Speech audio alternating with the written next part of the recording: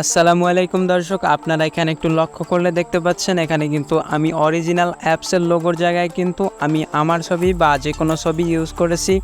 So আজকে আমি আপনাদের সাথে শেয়ার করব আপনারাও কিভাবে আমার মতো এই ধরনের যে কোনো অ্যাপসের লোগো নিজের ছবি দিয়ে চেঞ্জ করে নেবেন। এজন্য আপনারা সর্বপ্রথম চলে যাবেন প্লে স্টোরে, এরপর আপনারা সার্চ করবেন আইকন চেঞ্জার। এরপর এই অ্যাপ্লিকেশনটি পেয়ে যাবেন, এটাকে সিম্পলি ইনস্টল করে নেবেন, এরপর ওপেনে ক্লিক করে দিবেন।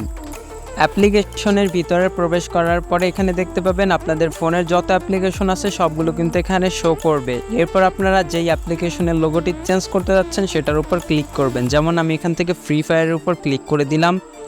এরপর আপনারা লোগো চেঞ্জ করার জন্য এখানে পেয়ে যাবেন গ্যালারি অপশন, এখান থেকে ক্লিক করে আপনাদের পছন্দ মতো ছবিটি এখান থেকে সিম্পলি নিয়ে নেবেন। সো আমি জাস্ট উদাহরণস্বরূপ এখান থেকে একটি ফটোতে ক্লিক করে দিলাম। এরপর আপনারা আপনাদের পছন্দ অনুযায়ী ক্রপ করে দিবেন, এরপর রাইট আইকনে ক্লিক করে দিবেন। এরপর আপনারা এখান থেকে চাইলে নাম নিজেদের মতো করে দিয়ে নিতে পারেন। সো আমি এখানে দেখাচ্ছি না, আপনারা পারবেন অবশ্যই। এরপর এখানে উপরে একটি অপশন পেয়ে যাবেন ইউজ, এই অপশনে ক্লিক করে দিবেন।